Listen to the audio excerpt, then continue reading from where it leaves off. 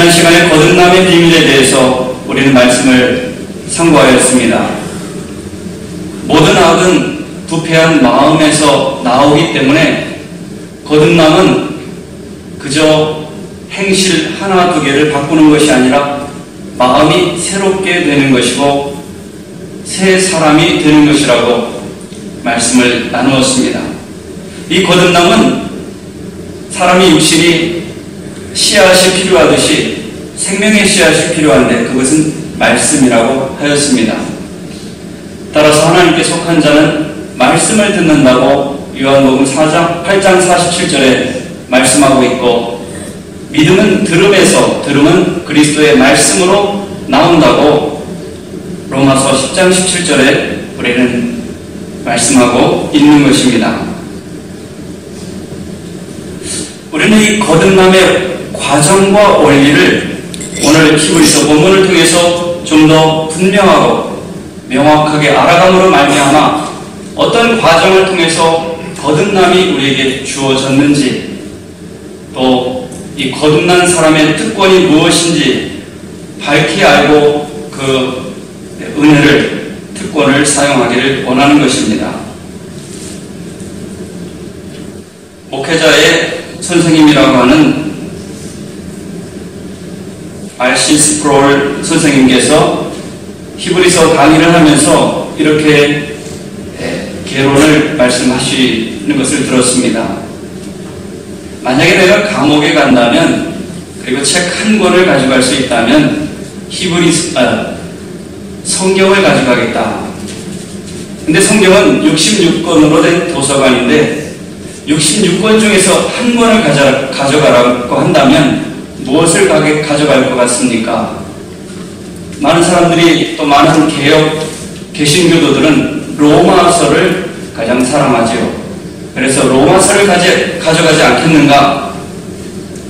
그런데 이 은사님께서 말씀하시기를 로마서가 아닙니다.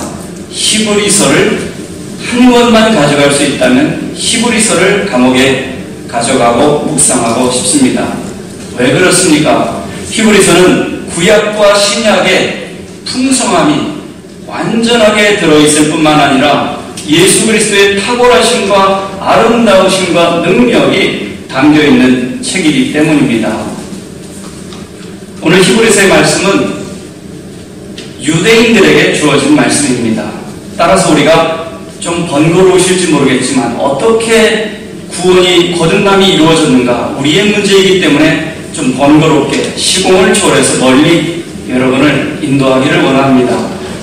유대인들은 예수님이 오신 다음에 예수님을 믿게 되었습니다. 그런데 문제는 제사도 여전히 지내고 성전 중심으로 여전히 살아가는데 이게 잘못되었다는 것이죠. 그러면 예수님을 믿으면서 제사도 지내고 또 유대 율법도 지키고 이게 맞는 것인가, 이 문제가 있을 때 히브리서는 그것에 답을 하는 것입니다. 히브리서의 답은 율법으로는 죄를 없앨 수가 없고 다만 죄를 기억하게 하고 깨닫게 하는 기능이다. 그리고 율법은 장차 오실, 완전하게 죄를 멸하실, 구원하실 예수님을 바라보게 하는 것이다. 예수님께서 십자가와 부활로 그 모든 죄를 사하심으로 우리는 깨끗하게 되었고 거룩함을 얻게 되었고 이제는 더 이상 제사 드릴 필요가 없다고 유대인들에게 말했던 것입니다. 수천 년간 제사를 드려왔는데 여러분, 예수님을 만나고 그것을 끊는다는 것은 쉽지 않은 일이겠죠? 유대인에게 있어서 자기가 믿고 옳다고 믿고 전통에 충실했는데 이제는 더 이상 그럴 필요가 없다 판결이 났는데 따르기가 쉽지 않았을 거예요. 그래서 유대인이지만 더 이상 제사를 드리지 않고 예수님을 믿는 말씀과 기도 생활로 들어가게 된 그 배경이 여기 놓여져 있습니다. 구약 백성과 새 언약의 백성인 저와 여러분의 놀라운 차이가 하나 있습니다. 그것은 구약의 백성들은 하나님께 나아가는 것을 너무나 두려워했고 하나님께 나아가지 못했다는 사실입니다. 그러나 우리는 놀라울 정도로 하나님께 마음대로 들어갑니다. 그리고 하나님이 어떤 분인지 모르면서도 심지어 마음대로 나아갑니다. 어떻게 이런 차이가 있겠습니까? 구약의 백성들은 그 하나님은 공의로우신 하나님이에요. 우리가 놓치지 말아야 됩니다. 공의로우시고 심판하시는 하나님이에요.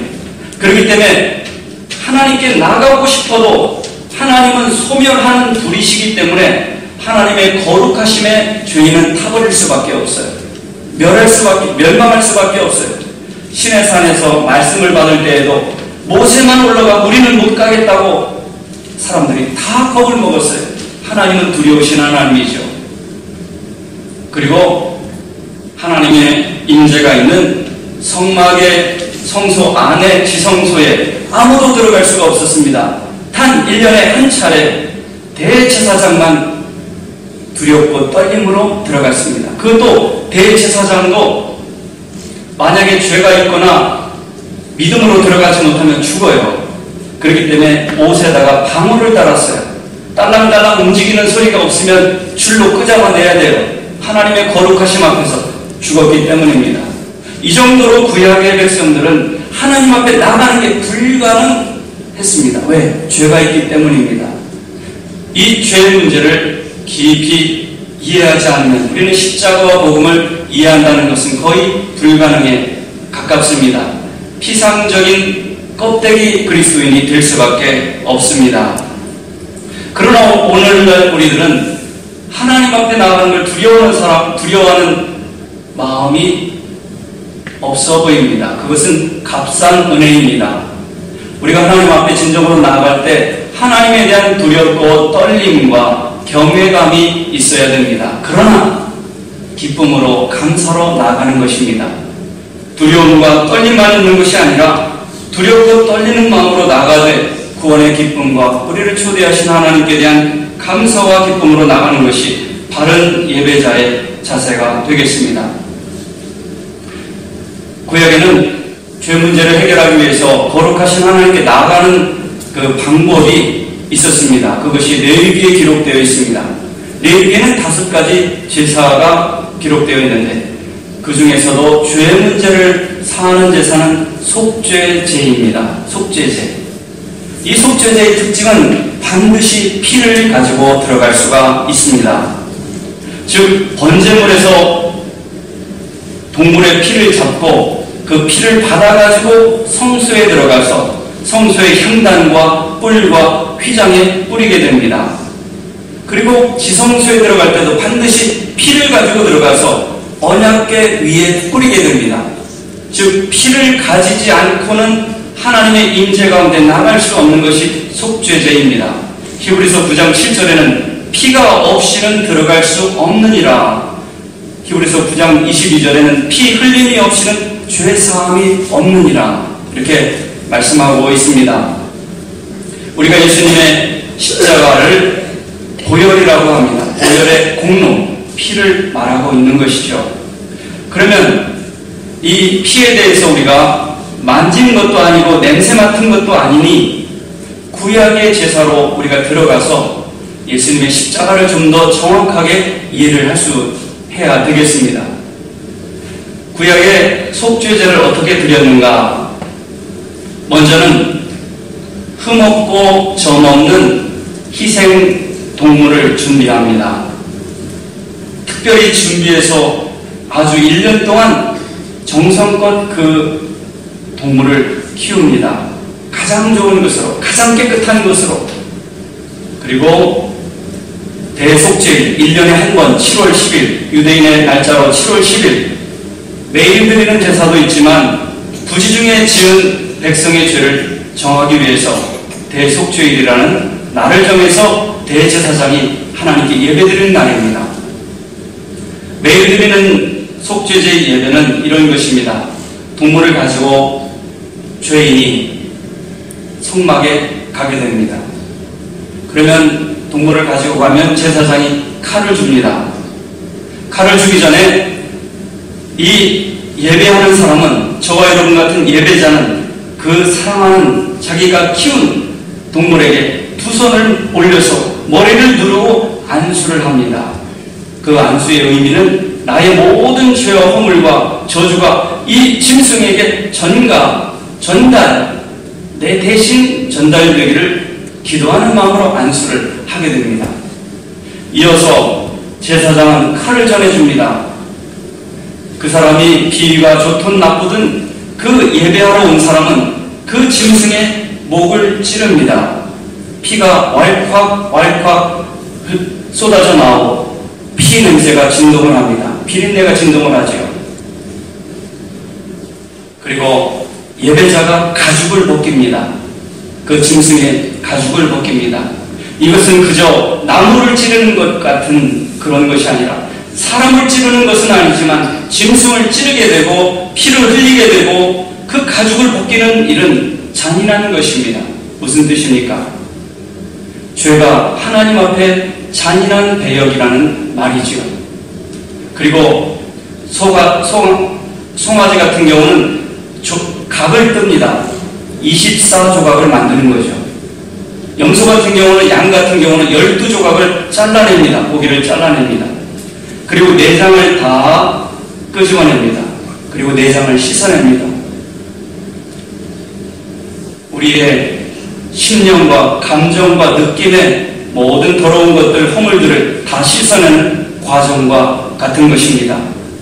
이 예배하러 온 사람은 이미 피가 묻었고 내장을 씻으면서 이 피범벅이 자기 옷에 튀고 말게 됩니다. 그것은 자기의 죄가 얼마나 참혹하며 하나님 앞에 죽을 수밖에 없는 죄인가를 깊이 회개하는 회개의 과정이 반드시 포함되어 있습니다. 피 비린내가 나고 내가 죽어야 될 그 자리에 이 짐승이 임시로 죽는 것을 고백하면서 나는 안 죽고 너는 죽는다가 아니라 내가 죽어야 되는데 네가 죽을 수밖에 없다는 그 애통한 마음을 가지고 예배를 드립니다. 그리고 피를 받게 되고 모든 것을 씻어서 이제 제사장에게 주면 제사장이 번제단에 불태웁니다. 그리고 제사장이 피를 번제단에 7번 뿌리게 됩니다. 피는 거룩하게 하는 능력이 있는 하나님께서 정하신 방법이기 때문에 그렇습니다.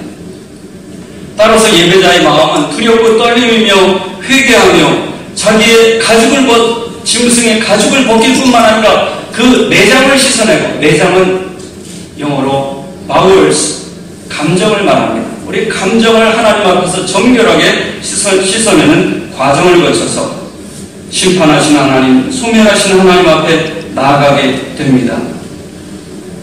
그런데 이 율법은 오늘 성경에 말씀하기를 이 율법의 제사는 죄를 기억하게 하고 우리가 죄인이라는 걸 상기시킬 뿐 죄를 해결할 수 있는 능력은 없다고 말하고 있습니다. 로마서 3장 20절 말씀처럼 율법은 우리가 죄인이라는 걸 깨닫게 할 뿐이지 죄 문제를 해결할 수는 없습니다. 우리가 하나님의 말씀을 많이 읽고 안다고 해도 그것은 우리의 죄를 깨닫게 할 뿐이지 그것으로 우리가 구원받는 것은 아니라는 말씀이지요. 또한 이 율법의 제사는 장차 올 하나님의 완전한 제사, 완전한 구원을 사모하는 마음으로 율법의 제사를 드리게 되는 것입니다. 이런 마음으로 두렵고 떨림으로 하나님께 나아가는 것이 율법의 제사였습니다.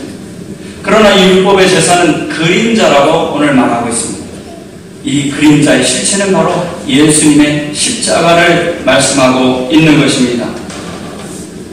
율법의 제사는 매년 또는 매일 여러 차례 드려야 했습니다.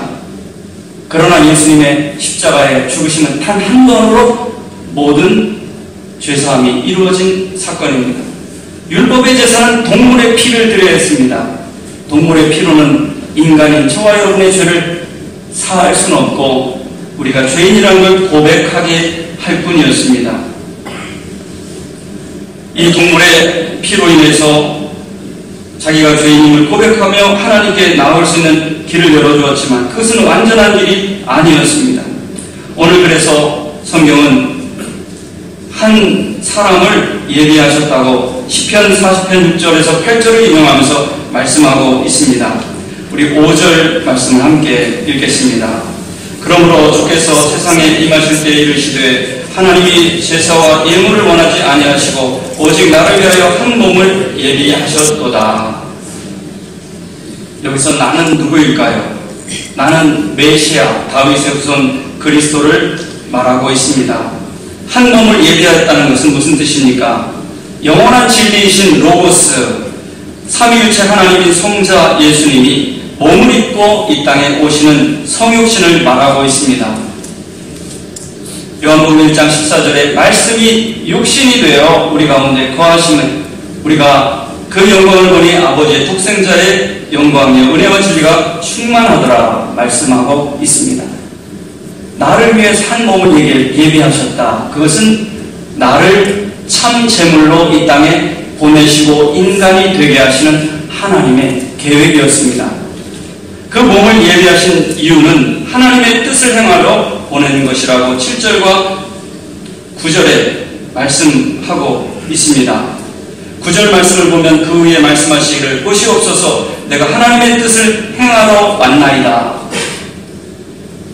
이 말씀은 예수님께서 겟세마네 동산에서 기도하실 때 아버지여 할 수만 있거든 이 잔을 내게서 떠나게 하옵소서. 하오나 내 뜻대로 마옵시고 아버지의 뜻대로 이루어지이다 기도했던 것입니다.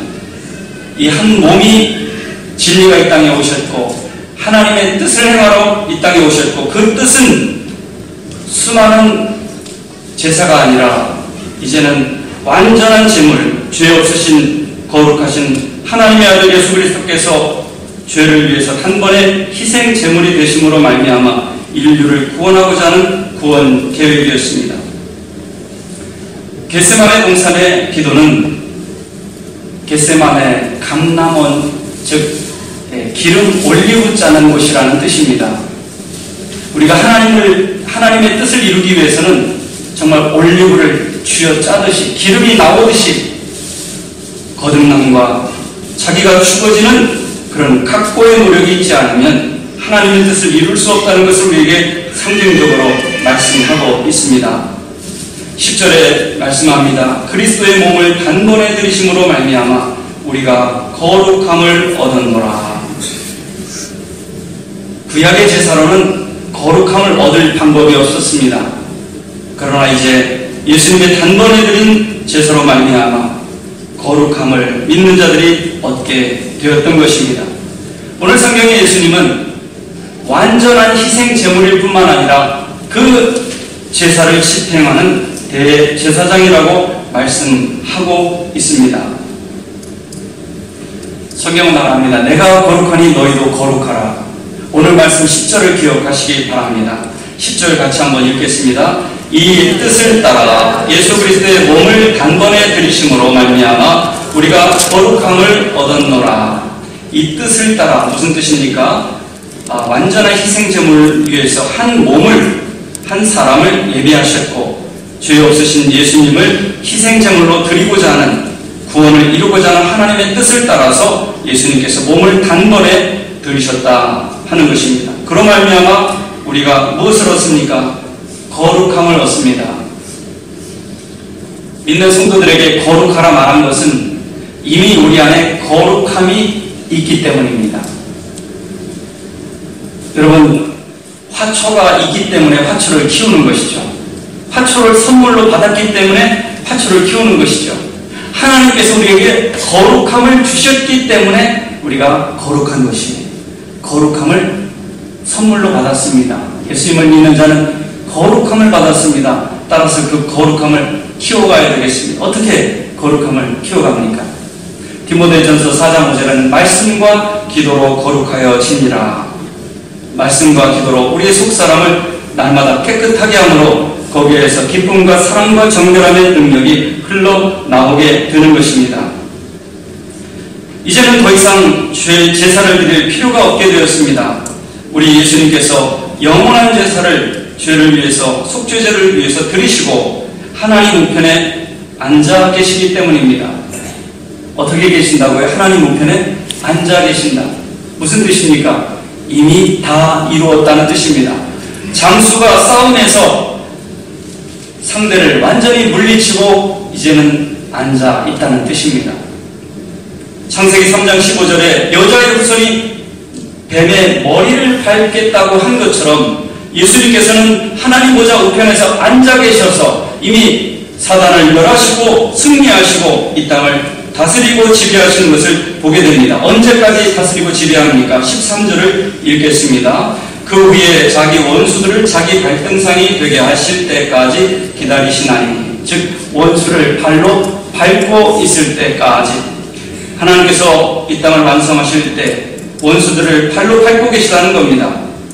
이미 저와 여러분은 십자가의 승리의 능력을 믿기 때문에, 주님께서 사탄을 밟고 있기 때문에 우리도 사단의 모든 괴계를 능히 이길 수가 있는 능력을 얻게 되었다고 말씀하고 있습니다. 이 예수님의 십자가 사건은 예레미야 31장 33절에 새 언약을 이루는 것입니다. 구약의 언약은 우리를 완전하게 할 수 없으나 이제 새 언약을 이루게 되었습니다. 그 말씀 16절 성령께서 증언하시는 말씀 우리 함께 읽겠습니다.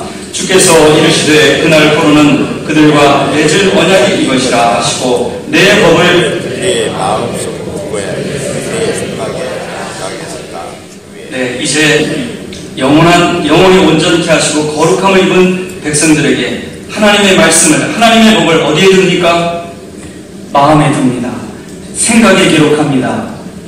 예, 이것을 우리가 기억해야 되겠습니다. 하나님의 법을, 이제 하나님의 사랑과 은혜를, 십자가를 내 마음에 두고 살아가는 사람들이 참된 예배자입니다. 오늘 루비아 여전도의 헌신 예배 때 가인의 예배와 아벨의 예배가 어떤 예배는 받으시고 어떤 예배는 받지 않으신가, 그 말씀에서 이 말씀을 계속하고자 합니다. 하나님의 법이 있어야 돼. 마음에 십자가의 은혜와 사랑이 있어야 돼요. 예수님께서 십자가에 달리실 때 성전 휘장이 찢어졌습니다. 무슨 뜻입니까?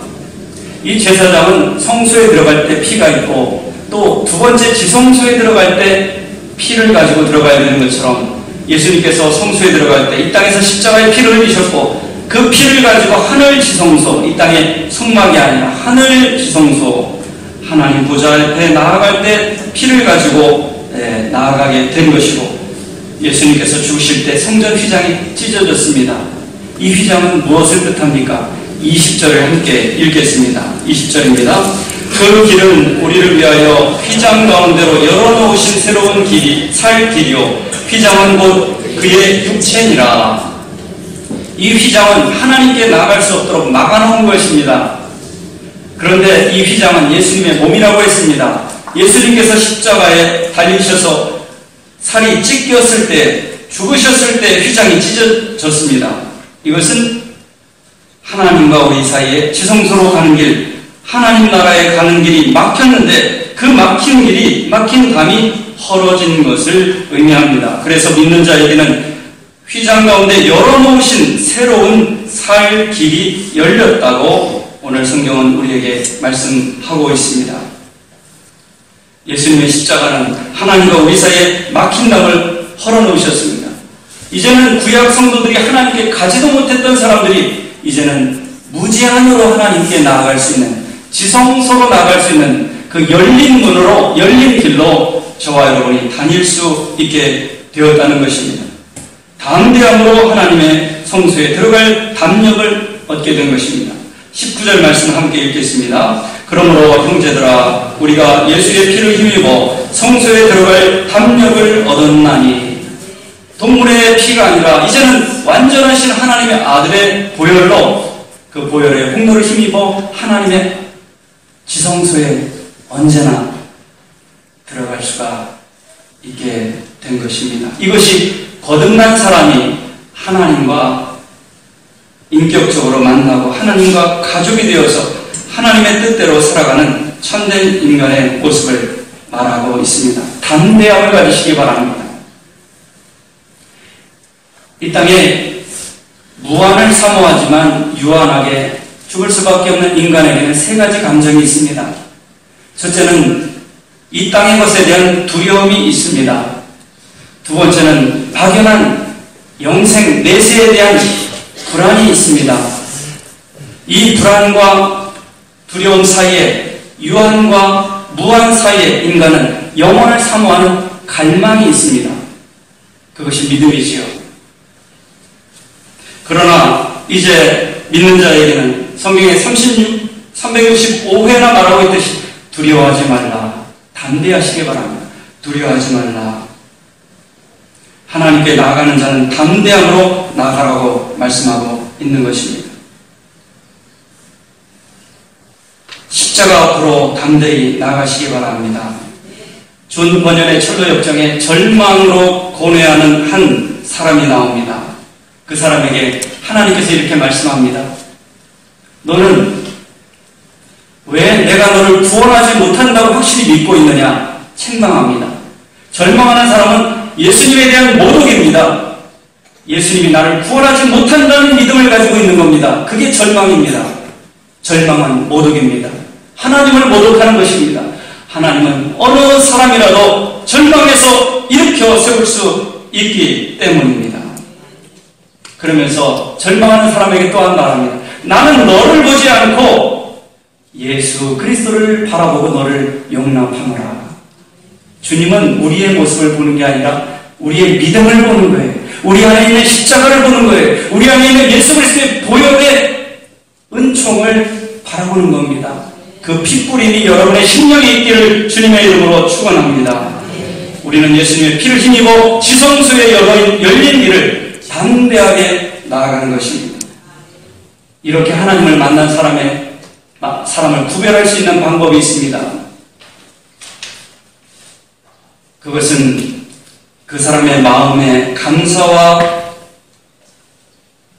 사랑이 있다면, 용서가 있다면 그 사람은 지성소에서 주님을 만나고 있는 사람입니다. 그러나 종교 생활을 하지만 자기 자랑과 정죄함과 판단함이 있다면 지성소에서 주님의 은혜를 누리지 못한 상태입니다. 저는 이 말씀을 준비하면서 이렇게 저에게 질문합니다. 너는 너 자신이 괜찮다고 생각하느냐? 완전하다고 생각하느냐? 저는 괜찮지가 않습니다. 완전하지가 않습니다. 그런데요, 이 세상을 살아가다 보면 자꾸 괜찮은 것처럼 보이고자 하는 유혹이 많더라고요. 그리고 완전한 것처럼 보이고자 하는 유혹이 많더라고요. 구멍이 한도 끝도 없이 많은데 구멍 하나 메워놓고 괜찮은 것처럼 보이고자 하는 유혹이 너무 많았습니다. 그것은 종교의 길입니다. 하나님을 의식하는 것이 아니라 사람들을 의식하고 자랑하고 자기가 의로운 사람인 것처럼 정죄와 판단에 빠지는 종교인 것입니다. 그러나 하나님 앞에 나아간 사람은 내가 괜찮지 않고 죄인이라는 것을 고백할 수가 있고, 나는 주님의 은혜 아니고는 살 수가 없으며 믿음 아니고는 살 수가 없으며 하나님의 사랑 아니고는 살 수가 없고, 나의 나됨은 하나님의 은혜라고 고백할 수 있는 용기가 생기는 것입니다. 이런 사람이 자유한 사람입니다. 사랑이 넘치는 사람입니다. 자기를 의식하지 않는 사람입니다. 이게 진리의 사람입니다. 여러분, 저마다 자기가 옳다고 자기가 괜찮다고 주장하는 이 세대에서 여러분도 그런 의욕을 갖고 있지 않습니까? 내가 너보다 더 괜찮아, 내가 너보다 더 완전해. 그것은 믿음의 길이 아닙니다. 믿음의 길은 하나님 앞에서 내가 완전하지 않고 부족함을 고백하는 용기와 자유와 하나님께 받은 사랑을 나누는 사랑의 길인 것입니다. 그 길은 말씀을 통하여, 성령님을 통하여 내 안에서 말씀하시는 내면의 소리를 듣는 삶입니다. 사람들의 시선이 아니라, 잔소리가 아니라 내 안에서 증거하시고 말씀하시는 성령님의 소리를 듣는 것입니다. 거듭난 사람은 하나님의 말씀을 어디에 둔다고요? 그 마음에 두었습니다. 그 생각에 두었습니다. 여러분의 마음과 생각에 하나님의 말씀을 두시기를 주님의 이름으로 축원합니다. 기도하겠습니다.